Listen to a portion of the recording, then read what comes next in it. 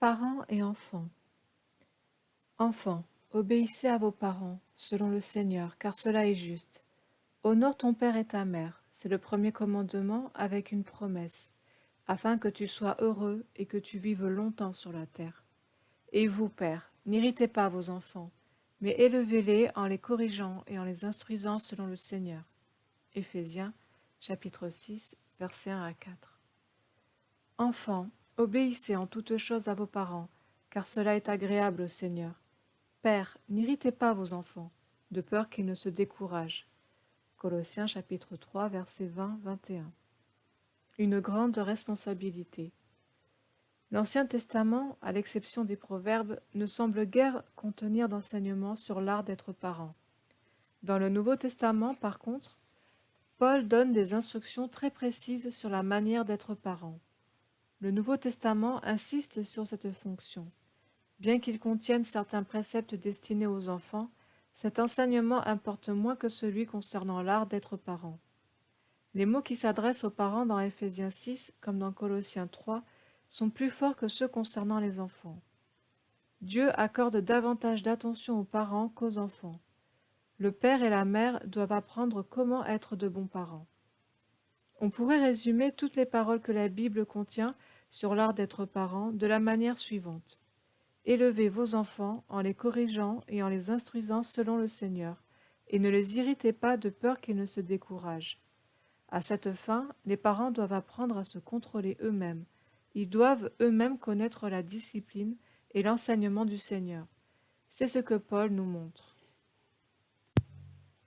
Les nouveaux croyants, en particulier les parents et les futurs parents, devraient savoir que même s'il n'est pas aisé d'être mari ou femme, il est bien plus difficile d'être un père ou une mère. Être un mari ou une femme ne concerne plus ou moins que soi-même. Être un parent affecte d'autres. Un mari ou une femme ne touche qu'au bonheur personnel de son conjoint, mais un parent influence le bonheur de la génération suivante. L'avenir des enfants dépend de leurs parents. C'est pourquoi la responsabilité des parents est si grande. Dieu a remis le corps, l'âme, les pensées, la vie et l'avenir de nos enfants entre nos mains. Personne ne peut influencer la destinée d'un autre dans une mesure aussi grande que les parents le peuvent pour leurs enfants. Ils peuvent presque diriger leurs enfants vers le ciel ou vers l'enfer. Quelle importance revêt leur responsabilité? Ils doivent apprendre comment être de bons parents, comme ils le doivent d'être de bons époux et épouses. Leur responsabilité en tant que parents est probablement plus importante que leur responsabilité de conjoint. Voyons un peu comment être de bons parents chrétiens. Sanctifiez-vous. Tous ceux qui sont parents devraient se sanctifier devant Dieu pour le salut de leurs enfants. 1. Le Seigneur s'est lui-même sanctifié. Que signifie être sanctifié devant Dieu? Le Seigneur Jésus s'est sanctifié lui-même pour notre salut. Ceci ne se réfère pas à la sainteté en tant que telle, mais à la séparation. Le Seigneur Jésus était saint et sa nature était sainte. Mais pour le salut de l'Église, il s'est en outre sanctifié lui-même, ce qui signifie qu'il aurait certes pu se permettre beaucoup de choses sans compromettre la sainteté de sa propre nature, mais il s'en est abstenu par égard pour les faiblesses de ses disciples. Les faiblesses des disciples exerçaient une influence sur le Seigneur et restreignaient sa liberté de multiples manières.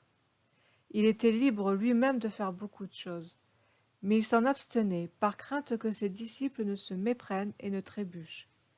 De par sa propre nature, il pouvait agir librement, mais par égard pour ses disciples, il ne l'a pas fait. 2. Vous devez vous sanctifier. D'une manière analogue, tous les parents devraient se sanctifier pour le salut de leurs enfants. Malgré leur liberté d'agir à leur guise, ils se retiendront par souci pour le salut de leurs enfants. Nombreuses sont les paroles qu'ils ne se sentiront plus libres de prononcer à cause de leurs enfants.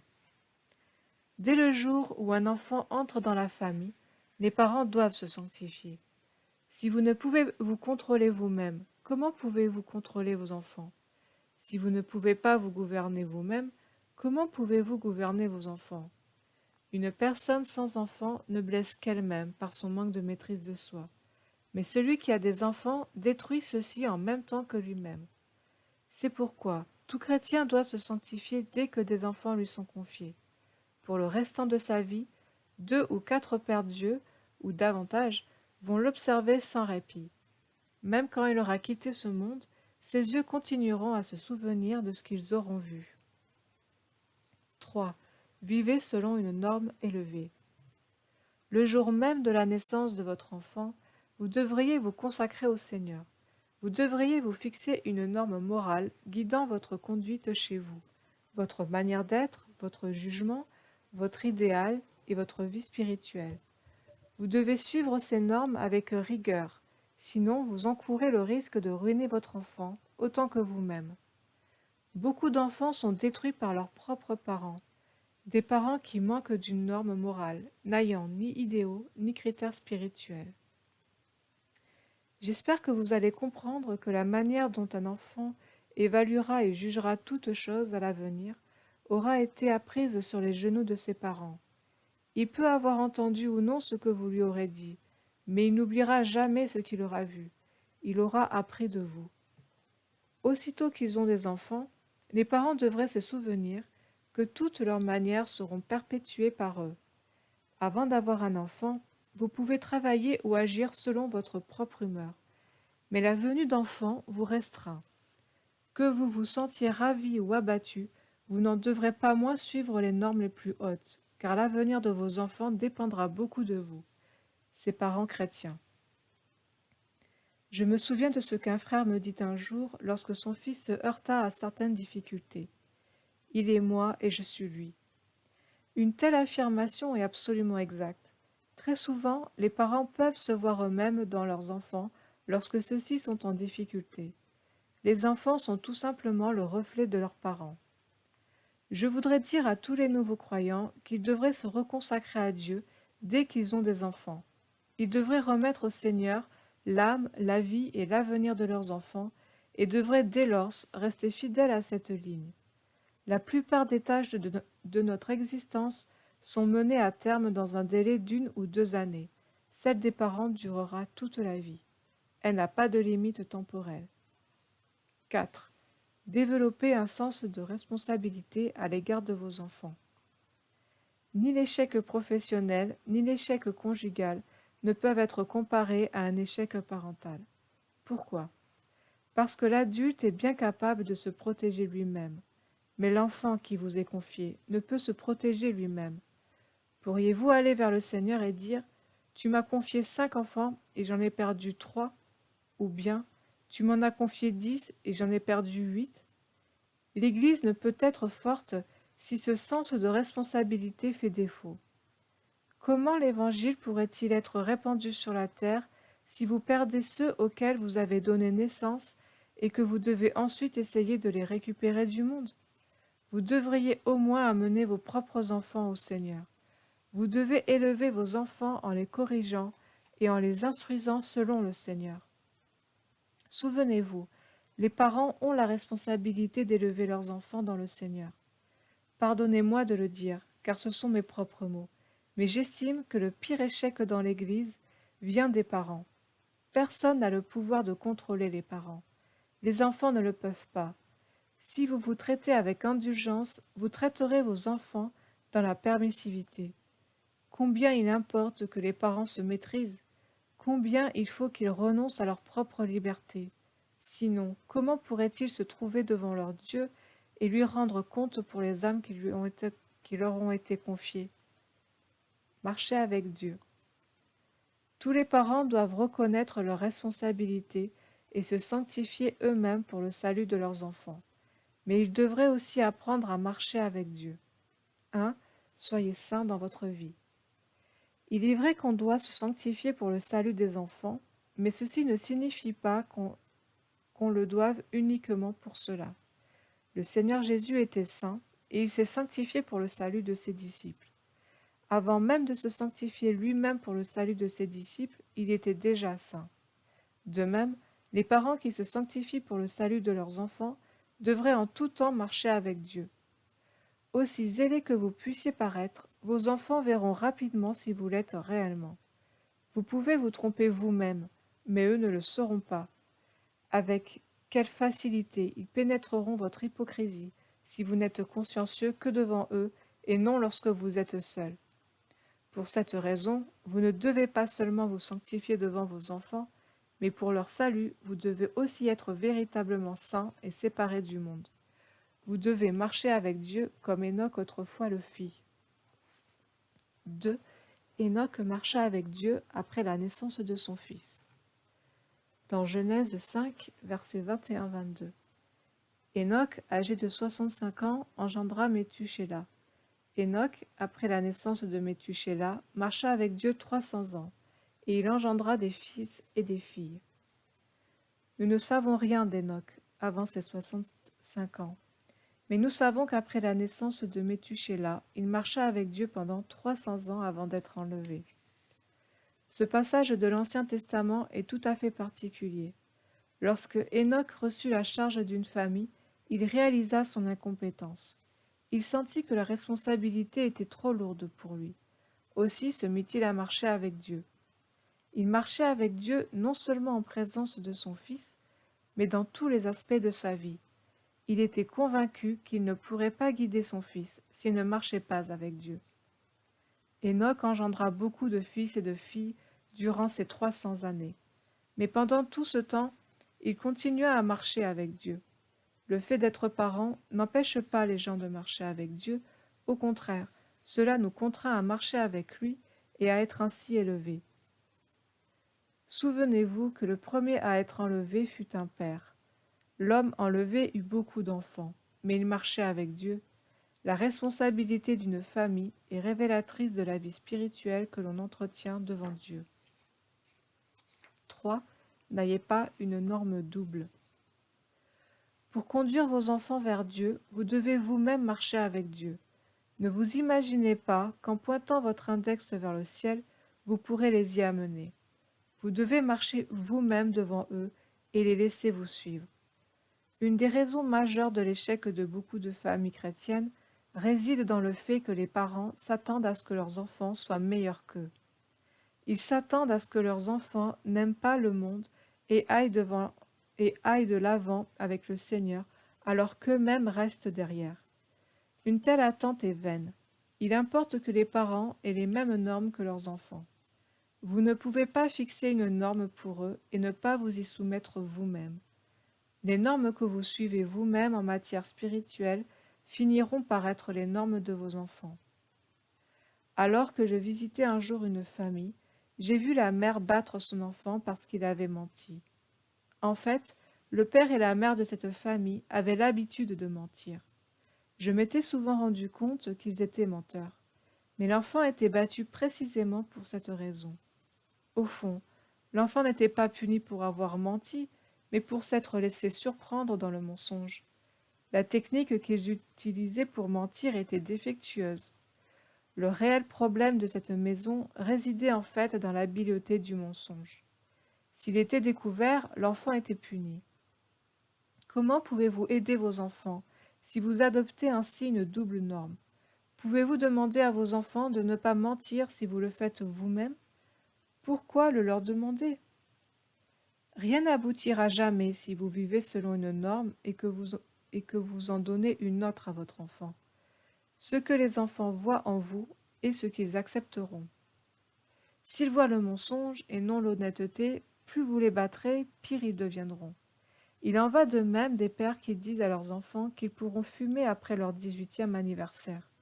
Les enfants d'une famille où le mensonge est monnaie courante s'imagineront qu'à 18 ans, ils seront autorisés à mentir. Peut-être qu'ils ne mentent pas maintenant, mais ils attendent d'avoir 18 ans. Ils seront alors libres de mentir. Agir ainsi revient à pousser vos enfants dans le monde. Vous ne pouvez guider vos enfants comme l'a fait Enoch que si vous marchez avec Dieu comme il l'a fait. Vous ne pouvez pas les diriger dans une direction que vous-même ne suivez pas. Souvenez-vous que vos enfants apprendront naturellement à aimer ce que vous aimez et à haïr ce que vous haïssez. Ils chériront ce que vous chérissez et condamneront ce que vous condamnez. Vous devez donc établir une même norme morale pour vous et pour vos enfants. Quelles que soient vos normes morales, elles seront spontanément les leurs. Votre manière d'aimer le Seigneur deviendra naturellement leur manière de l'aimer. Il ne peut y avoir qu'une seule norme dans une famille, pas deux. J'ai connu une famille dont le père n'était chrétien que de nom.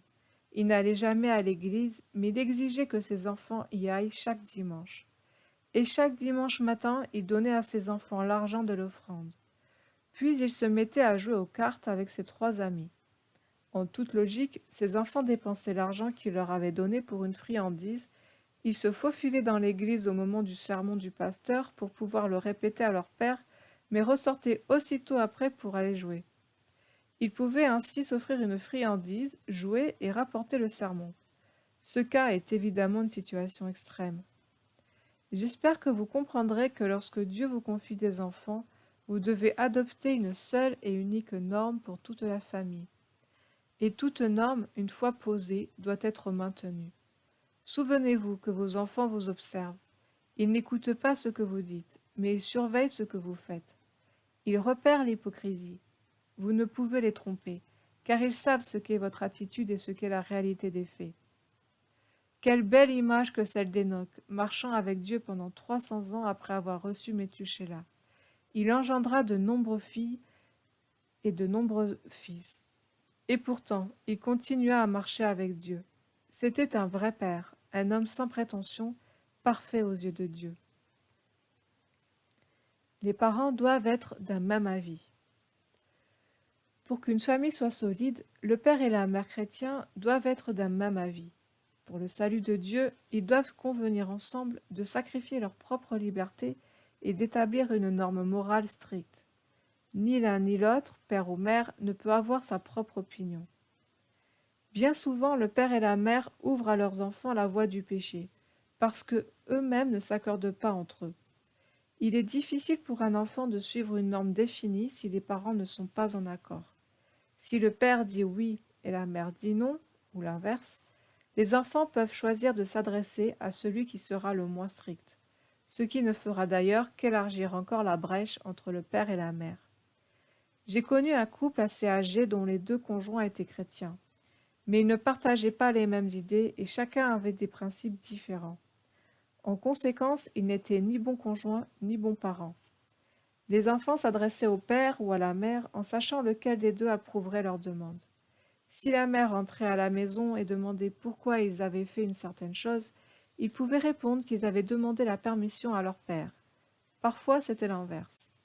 Les enfants pouvaient donc jouer leur jeu sur le champ de bataille du père et de la mère, et jouissaient ainsi d'une incroyable liberté.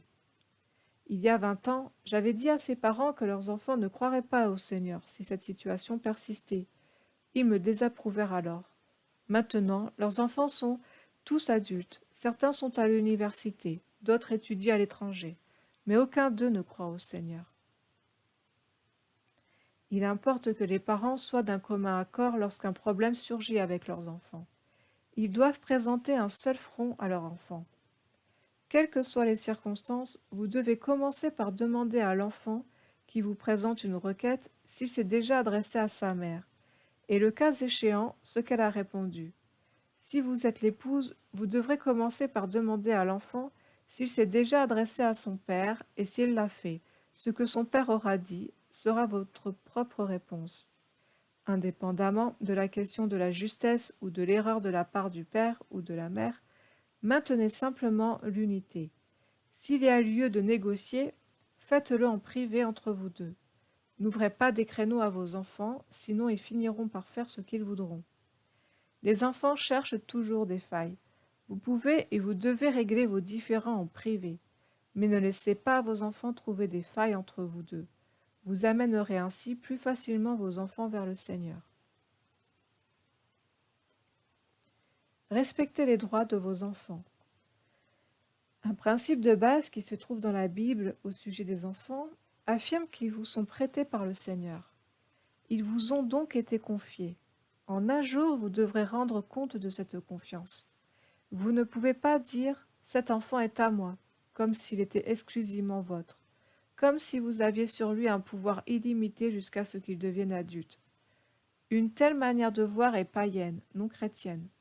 Le christianisme ne reconnaît jamais les enfants comme une propriété privée. Il les reconnaît comme un prêt divin. Il n'approuve pas le despo- le despotisme parental sur les enfants jusqu'à leur maturité.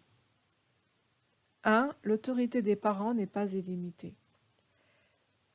Certaines personnes, même après être devenues chrétiennes, s'obstinent à croire que les parents ne peuvent pas se tromper. Mais il est triste de devoir le dire, le monde a vu trop de mauvais parents. Très souvent, ils sont fautifs. Ne nous fourvoyons pas à ce sujet et ne nous imaginons pas que nous avons sur nos enfants une autorité sans limite. Ne l'oubliez pas, vous ne possédez pas une autorité illimitée. Votre enfant a une âme sur laquelle vous n'avez pas un empire absolu. Son âme est sujette à son propre contrôle. Il peut aller au ciel ou il peut aller en enfer. C'est sa responsabilité devant Dieu. Vous ne pouvez le traiter comme une chose ni comme une propriété. Dieu ne vous a pas donné une autorité sans limite sur votre enfant. Il vous donne une autorité sans limite sur les objets inanimés, mais non sur les âmes. Personne n'a d'autorité absolue sur l'âme d'un autre. 2. Ne déchargez pas vos frustrations sur vos enfants. Vous communiquez aisément avec toutes sortes de gens. Vous êtes raisonnable avec vos amis, votre famille et vos collègues. Vous êtes particulièrement poli et respectueux à l'égard de votre patron. Mais vous traitez vos enfants comme s'ils étaient votre propriété privée. Vous oubliez qu'ils ont une âme qui leur a été donnée par Dieu. Vous déchargez toute votre mauvaise humeur sur eux. Vous les traitez comme bon vous semble. Vous êtes courtois envers tout un chacun, à l'exception de vos enfants. Ils sont ceux sur lesquels vous déversez votre colère. Je connais des parents comme cela. Ils ont le sentiment de ne pas être vraiment humains s'ils sont toujours courtois et agréables, s'ils ne sortent jamais de leur gond. Mais avec qui peuvent-ils se permettre d'être de mauvaise humeur? S'ils se retournent contre leurs collègues, ils seront mis de côté. S'ils se mettent en colère devant leur patron, ils seront congédiés. S'ils le font devant leurs amis, ils seront vite désapprouvés. Les seuls avec qui ils peuvent se permettre de se mettre en colère, sans crainte, sans crainte de représailles, sont leurs enfants. C'est pourquoi beaucoup de parents font preuve d'un caractère irritable à l'égard de leurs enfants. Pardonnez-moi de parler si violemment. J'ai vu trop de parents qui s'emportaient contre leurs enfants d'abord et se tournaient ensuite vers moi en me disant « Monsieur Ney, ce plat est délicieux. Servez-vous, s'il vous plaît. » Comment aurais-je pu avaler quoi que ce soit? Ces parents regardaient leurs enfants comme ceux sur lesquels ils pouvaient légitimement déverser leur propre colère. Pourquoi donc Dieu leur avait-il donné des enfants? Pour qu'ils puissent décharger sur eux toute leur colère? Que Dieu ait pitié de nous. Dieu n'a jamais annulé les privilèges d'un enfant. Il n'a jamais supprimé le respect auquel a droit tout enfant, ni sa liberté. Il n'a jamais éliminé la personnalité indépendante de l'enfant lorsqu'il l'a placée entre vos mains. Vous n'êtes pas libre de frapper, ni de gronder selon votre bon gré. Une telle pensée est définitivement non chrétienne. Devant Dieu, les mêmes normes de bien et de mal s'appliquent à vous autant qu'à vos enfants. Il ne saurait y avoir une norme pour vous et une autre pour vos enfants. Ne le voyez-vous pas? Je désire dire aux nouveaux croyants qu'ils doivent être polis et tendres à l'égard de leurs enfants. Ils ne devraient jamais être rudes ou insensibles envers leurs enfants. Être rude et sans égard envers ses enfants ne fait que les rendre plus indisciplinés. Toute personne qui grandit dans la vie chrétienne doit apprendre à se contrôler, surtout envers ses enfants.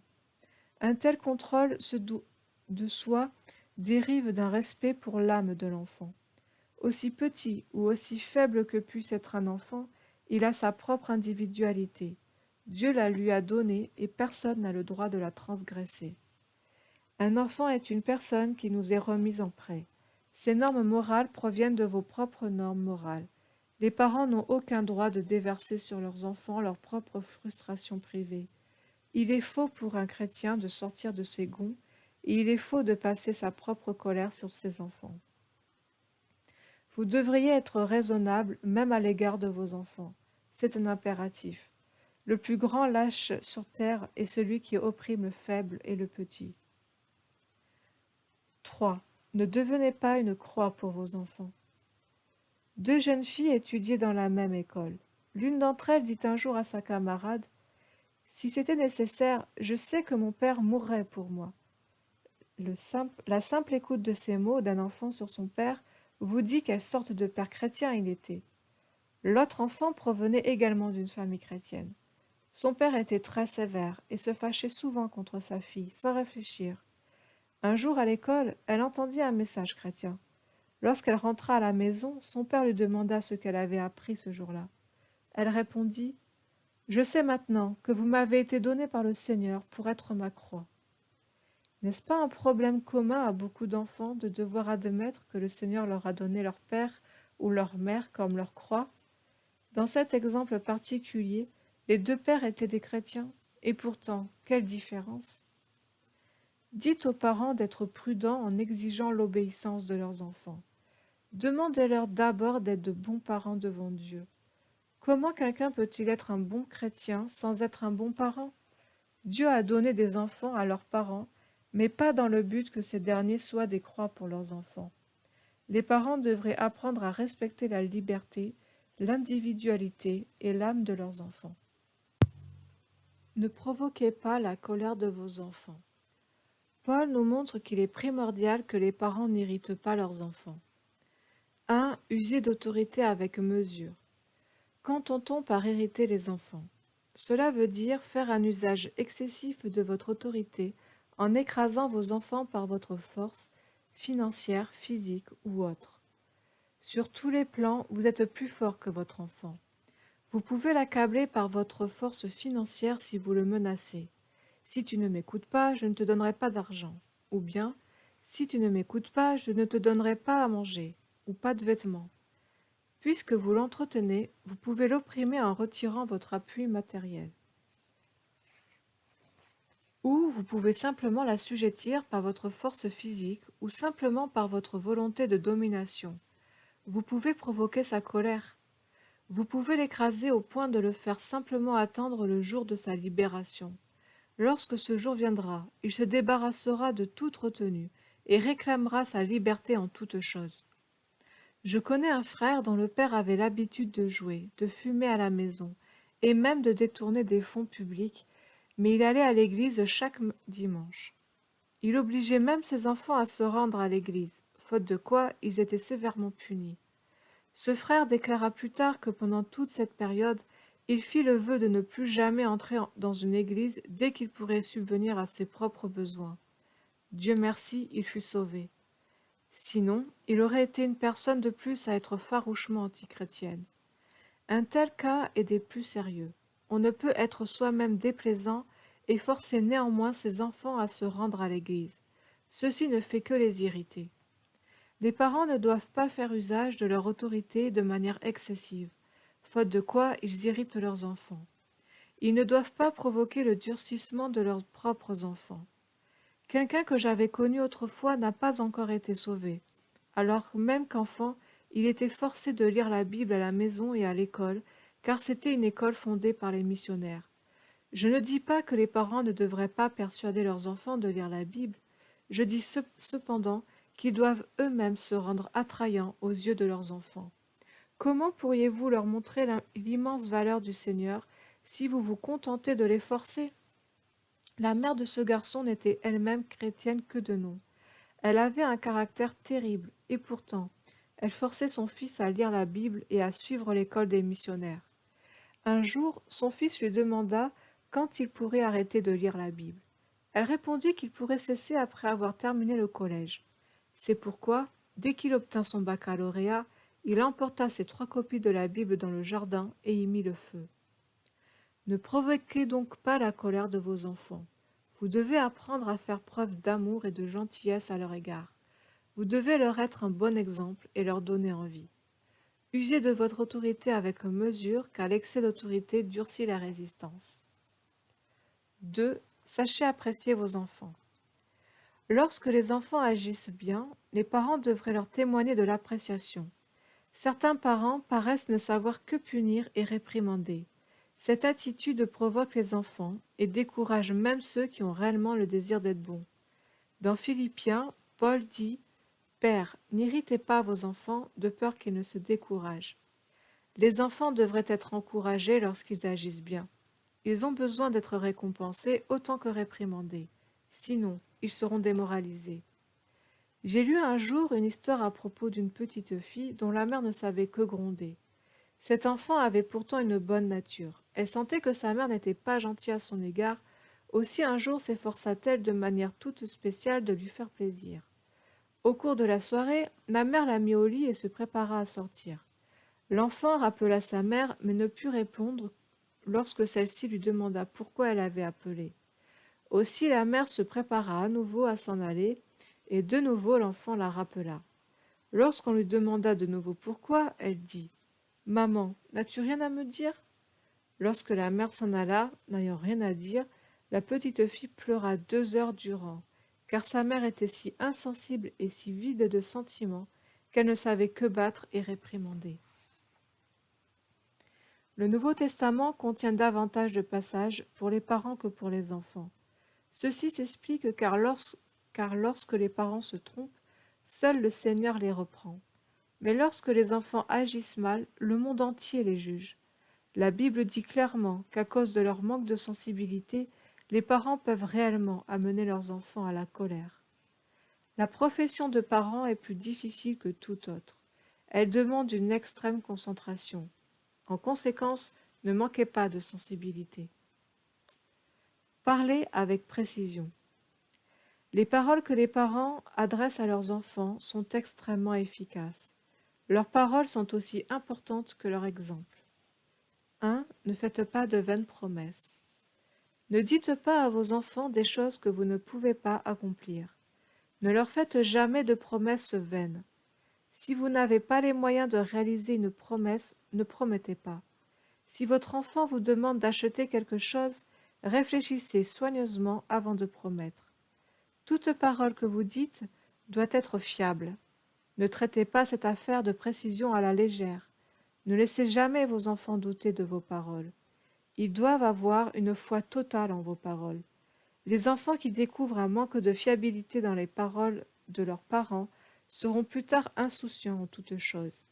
Ils croiront pouvoir dire et faire n'importe quoi sans réfléchir.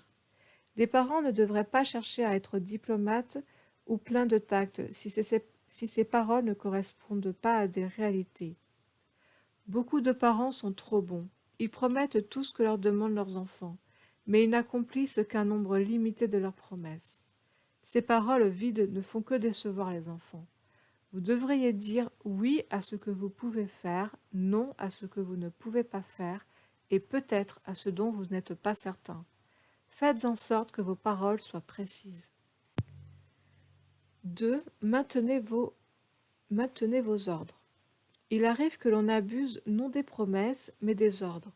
Si vous demandez à vos enfants de faire quelque chose, vous devez vous assurer qu'ils le font. Sinon, n'ouvrez pas votre bouche. Vous devez leur faire comprendre que vos paroles représentent votre volonté.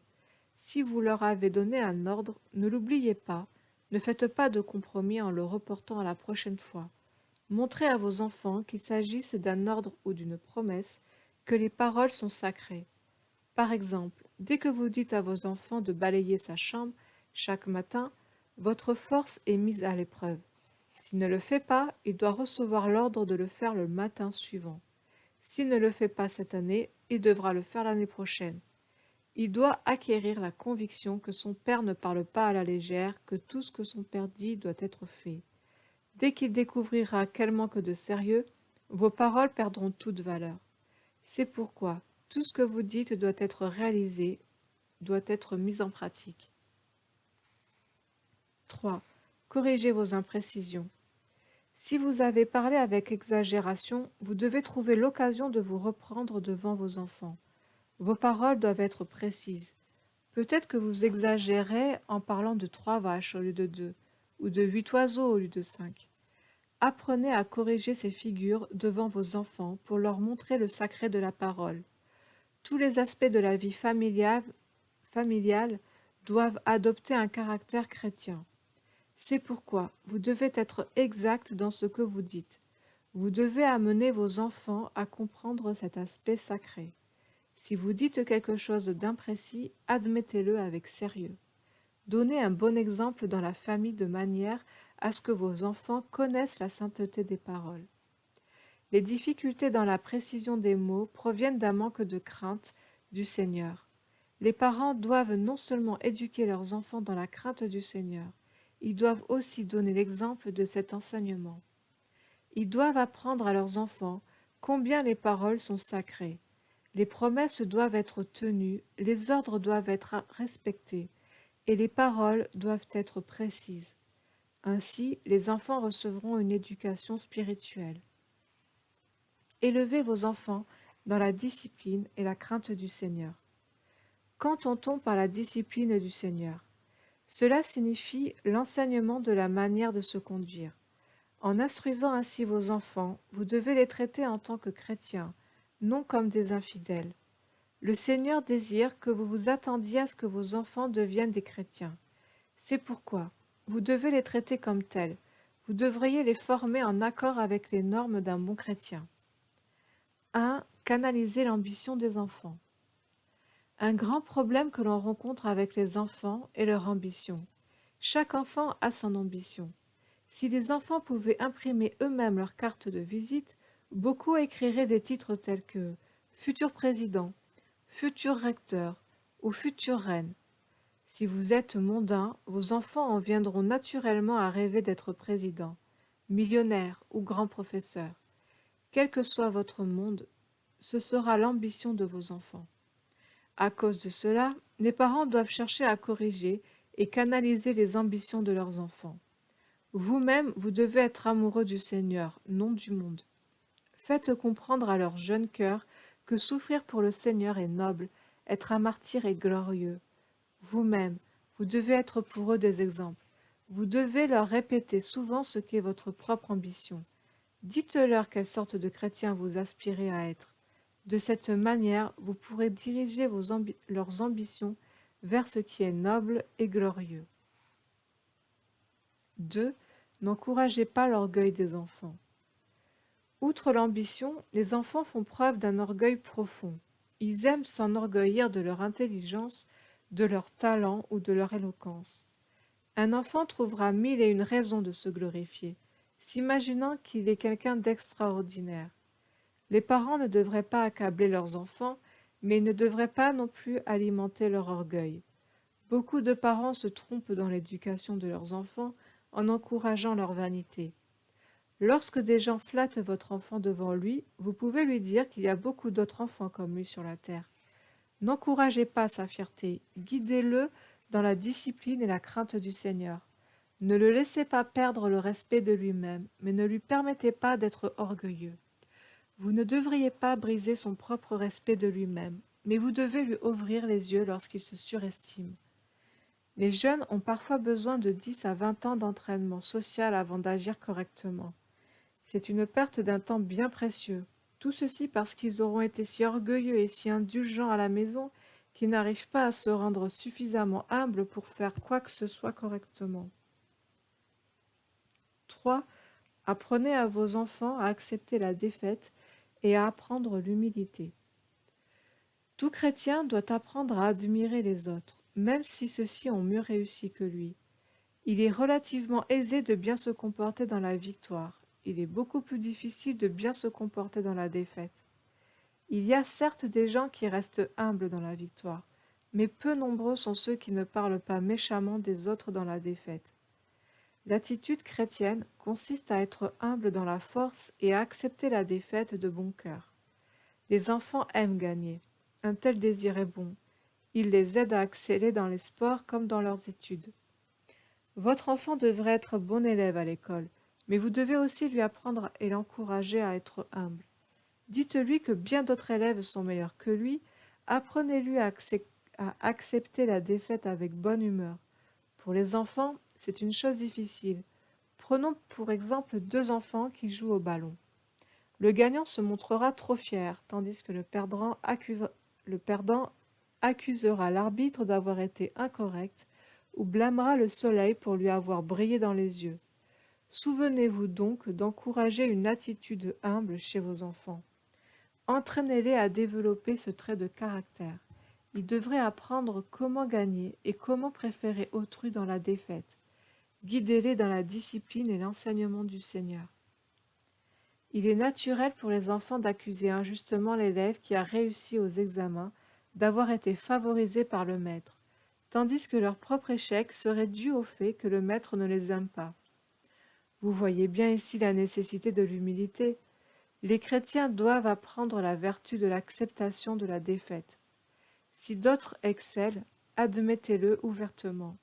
Acceptez la défaite en disant que le vainqueur est plus intelligent, plus diligent, meilleur que nous le sommes. Il n'est pas chrétien de s'enfler d'orgueil dans la victoire. Admettre de bon cœur une défaite est une vertu chrétienne. Dans la famille, les enfants devraient apprendre à reconnaître ceux qui sont plus forts qu'eux-mêmes. Ceci les aidera à mieux se connaître eux-mêmes lorsqu'ils deviendront des chrétiens. Un chrétien devrait être capable d'apprécier ceux qui sont meilleurs que lui, autant que de savoir ce qu'il est lui-même. Les enfants qui seront guidés de cette manière seront plus ouverts aux choses spirituelles. 4. Apprenez à vos enfants à choisir. Donnez aux enfants la possibilité de faire des choix lorsqu'ils sont encore jeunes. Ne prenez pas toujours les décisions à leur place en toutes choses, jusqu'à ce qu'ils aient 18 ou 20 ans pour ensuite les jeter brusquement dans le monde. Si vous faites ceci, ils ne sauront pas choisir pour eux-mêmes. En élevant vos enfants, accordez-leur de multiplier occasions de faire des choix. Laissez-les dire ce qu'ils aiment et n'aiment pas. Montrez-leur si ce qu'ils aiment est la bonne chose ou non. Aidez-les à choisir correctement. Certains enfants aiment être habillés d'une couleur, tandis que d'autres en préfèrent une autre. Laissez-les faire leur choix. Si les enfants ne reçoivent pas l'occasion de choisir, ils ne seront pas capables, lorsqu'ils atteindront l'âge de se marier, de diriger leur famille. Donnez à vos enfants autant d'occasions que possible de choisir, mais vous devriez les orienter dans leur choix. 5. Apprenez aux enfants à prendre soin des choses. Vous devez apprendre à vos enfants comment prendre soin des choses. Donnez-leur l'occasion de s'occuper de leurs propres chaussures, de leur chambre, de toutes leurs affaires personnelles. Montrez-leur d'abord comment faire, puis demandez-leur de le faire eux-mêmes. Ils apprendront aussi à prendre soin des choses dès leur plus jeune âge. Certains enfants n'ont jamais eu cette occasion de commencer leur vie correctement, car leur père les aimait si aveuglément qu'il les gâtait à tout point de vue. Mais un chrétien doit aider ses enfants à s'occuper de leurs propres affaires. J'espère, si le Seigneur veut bien se montrer miséricordieux à l'égard de l'Église, que la moitié des gens qui s'y ajouteront seront les enfants de parents chrétiens, l'autre moitié étant des rescapés du monde. L'Église ne saurait être forte si son accroissement ne provient que du monde et non des enfants de parents chrétiens. Au temps de Paul, lorsque l'Église en était à ses débuts, les gens étaient sauvés directement du monde. Mais la génération suivante, comme Timothée, provenait plus souvent de la famille. Nous ne pouvons nous attendre à ce que tous les gens qui rejoignent l'Église proviennent directement du monde. Nous osons espérer voir des gens provenant de familles chrétiennes. Il est vrai que l'Évangile de Dieu délivre les gens du monde. Mais Timothée, par exemple, a été amené dans l'Église après avoir été corrigé et instruit selon le Seigneur par sa grand-mère Loïs et sa mère Eunice. Ce n'est qu'ainsi que l'Église s'enrichira. Vous devez faire en sorte que vos enfants gèrent leurs propres affaires.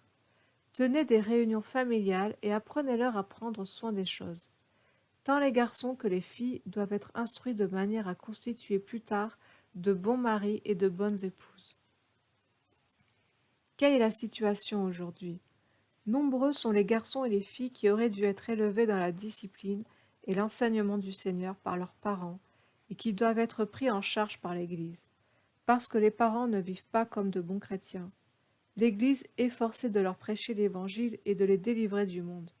Si les parents chrétiens avaient assumé leurs responsabilités, ces enfants auraient été amenés dans l'Église sans aucun problème pour elles. L'Église aurait été soulagée de la moitié de sa charge. Guidez vos enfants vers le Seigneur. Une manière de guider les enfants vers le Seigneur est l'aménagement d'un réel autel familial. Dans l'Ancien Testament, la tente et l'autel étaient rassemblés. En d'autres mots, famille et consécration sont reliées l'une à l'autre. Il est indispensable de prier en famille et de lire ensemble la Bible. 1. Mettez la réunion familiale au niveau des enfants. Il arrive qu'une telle réunion soit un échec, soit parce qu'elle dure trop longtemps, soit parce qu'elle va trop en profondeur. Les enfants y assistent sans comprendre ce dont il s'agit. Je suis opposé à ce que les familles nous invitent pour leur prêcher la vérité, plus en profondeur, tandis que les enfants ne sont pas pris en charge. Il arrive que des réunions familiales de cette espèce durent 1 heure ou 2, mais ces réunions où l'on sonde les Écritures sont pour les enfants une véritable épreuve. Et parfois les parents ne s'en rendent pas du tout compte. Dans une réunion familiale, les enfants doivent avoir la première place.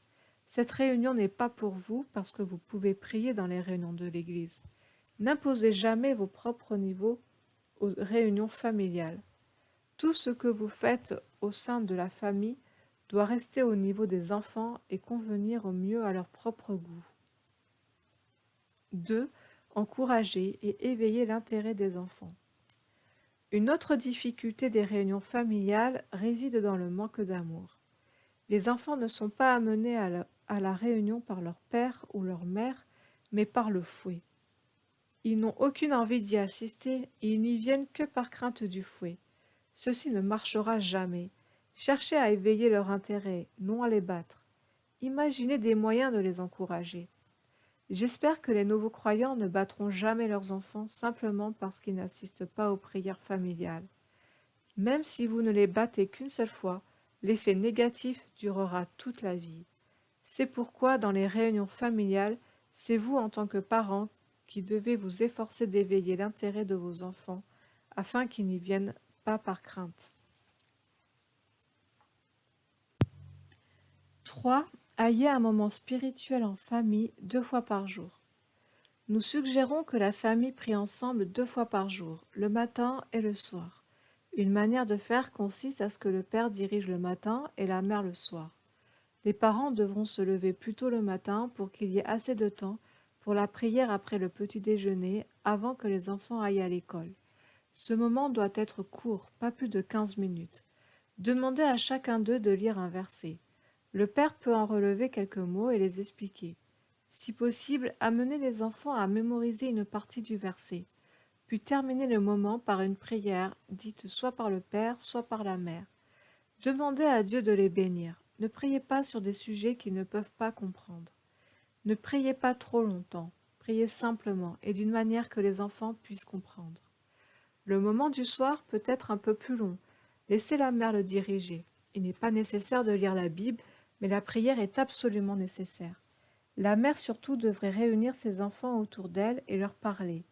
Le père pourrait alors s'asseoir à côté. La mère peut essayer de faire parler les enfants. Laissez-leur l'occasion de dire s'ils ont eu un quelconque problème pendant la journée, ou s'ils ont eu une dispute, ou s'il y a quelque chose dans leur cœur qui les rend mal à l'aise. Il y a quelque chose de grave si une mère n'est pas capable d'amener ses enfants à parler. C'est une faute de la mère s'il y a une distance entre elle et ses enfants. La mère devrait être la confidente de ses enfants. Essayez de les amener à parler. Laissez-les prier un peu. Apprenez-leur quelques paroles. Un tel moment doit être vivant. Amenez-les à confesser leurs fautes, mais ne les y forcez pas. Soyez très naturel et évitez qu'ils jouent un jeu. Laissez aux enfants leur spontanéité. S'ils ont quelque chose à confesser, qu'ils le fassent. Sinon, n'insistez pas. L'hypocrisie de nombreux enfants naît de parents sévères. Ils ne désirent pas mentir, mais ils y sont forcés par leurs propres parents. La prière du soir devrait être courte afin d'éviter de fatiguer les enfants. Les parents doivent guider leurs enfants en toute simplicité. Priez pour eux sans répit jusqu'à ce que chacun d'eux sache comment le faire. 4. Amenez vos enfants au repentir.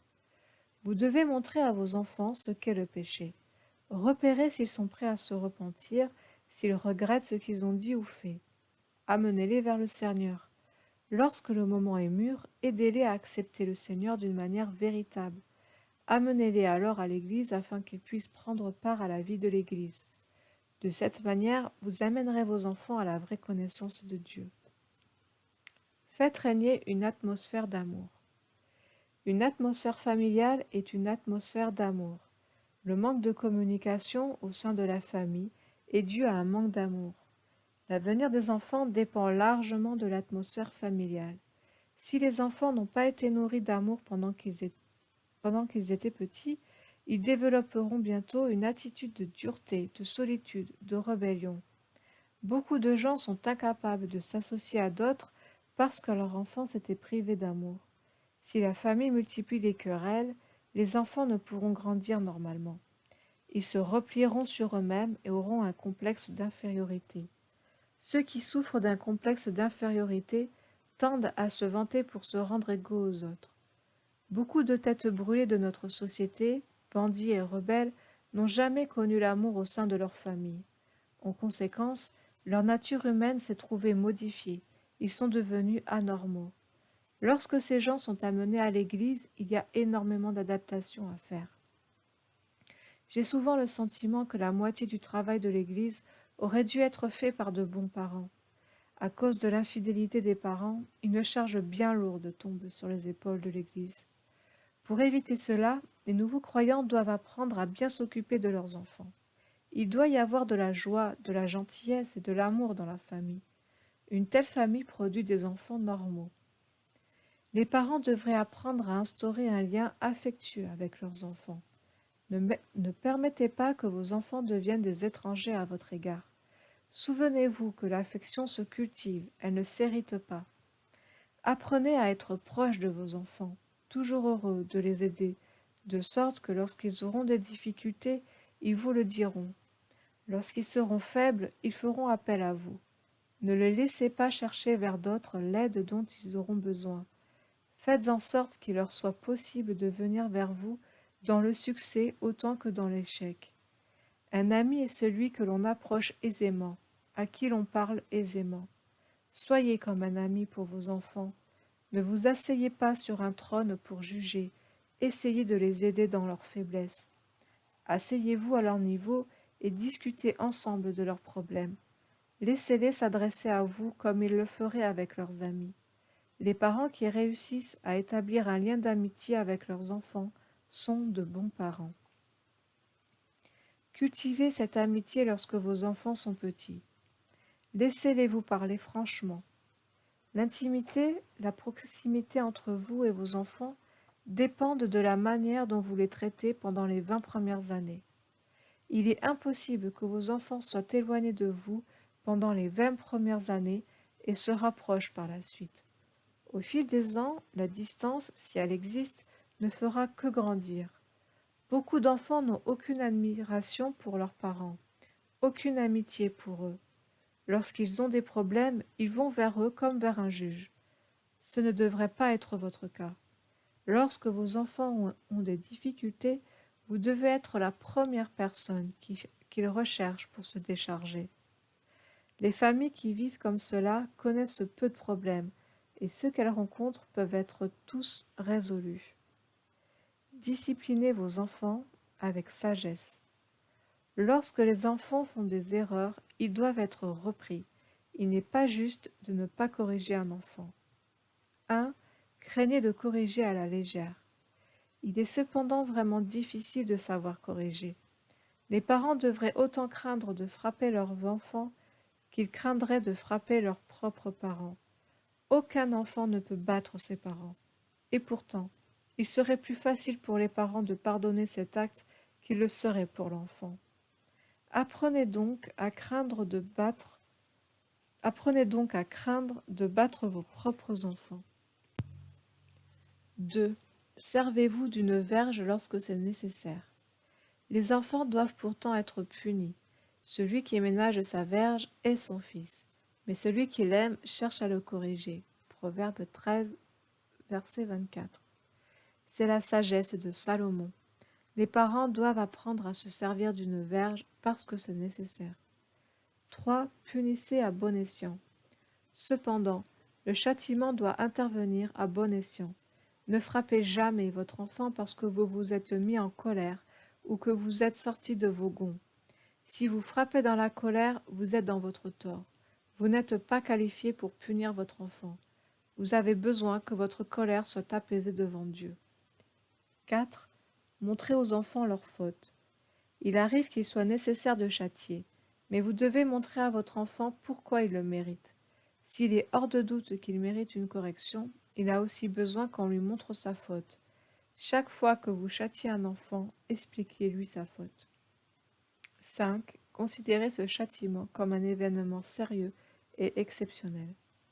Ne faites pas de la punition une chose habituelle. Regardez-la comme une grande affaire. Rassemblez toute la famille et mettez-la au courant. La correction qu'un père ou une mère inflige à un enfant agit comme une intervention chirurgicale sur un patient. Ce n'est pas la colère qui le motive, mais la nécessité d'intervenir avec le scalpel pour résoudre la difficulté. Il en va de même en matière de discipline. Les parents doivent être absolument calmes. Aucun parent ne devrait battre son enfant lorsqu'il est lui-même sous l'emprise de la colère. Comment s'y prendre? J'ai une suggestion à vous faire. Lorsqu'un enfant a fait une faute vraiment grave, qui exige un châtiment corporel, vous pouvez demander à son frère de préparer un bassin d'eau froide et à sa sœur d'être prête avec une serviette. Puis, vous devriez montrer à votre enfant en quoi il a mal agi et pourquoi cet acte doit être sérieusement puni. Dites-lui qu'échapper au châtiment est également faux. Les gens qui ont le courage de pécher devraient avoir le courage d'accepter la punition qui en résulte. Lorsque vous lui aurez expliqué ceci, vous pourriez frapper sa main 2 ou 3 fois. Il se peut que sa main en soit meurtrie et qu'elle enfle. Appelez son frère pour l'aider à plonger sa main dans l'eau froide afin de calmer l'enflure. Puis demandez à sa sœur de lui sécher doucement la main avec la serviette. L'acte tout entier prend l'aspect d'un rituel. Ils verront ainsi qu'il n'y a que l'amour dans la famille, aucune haine.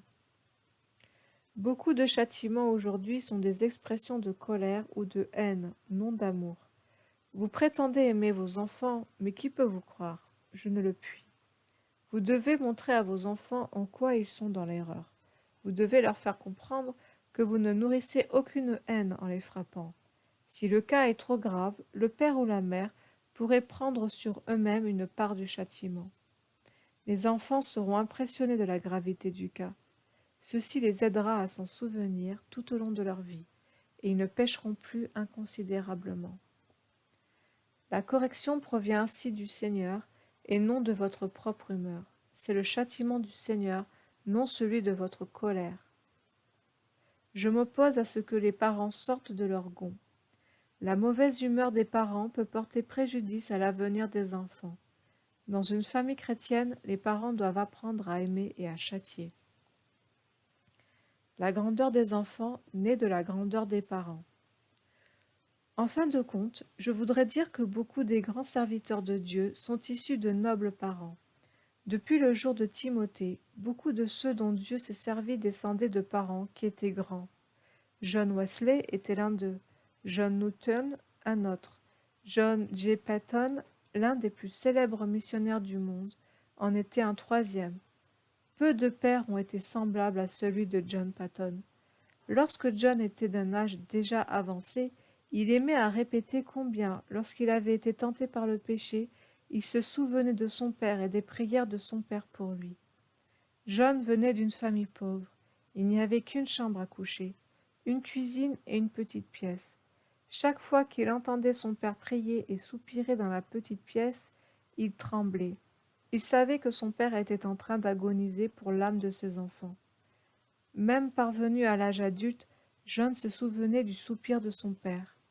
Combien il remerciait Dieu de lui avoir donné un tel père, qu'il avait protégé du péché. Car s'il avait péché, il aurait offensé non seulement son Père au ciel, mais aussi son Père sur terre. Rares ont été les pères semblables à celui de John, et rarement y a-t-il eu un fils aussi grand que John. Si, dans notre génération, les parents apprennent à être de bons parents, nous aurons de très nombreux frères et sœurs forts et vigoureux dans la nouvelle génération. Je me sens souvent contraint de dire que l'avenir de l'Église dépend des parents. Il faut des gens que Dieu puisse susciter lorsqu'il désire bénir son Église. Il faut davantage de Timothée, de sorte qu'il n'ait pas seulement à ramener les gens du monde, mais qu'il puisse aussi compter sur ceux qui proviennent de familles chrétiennes.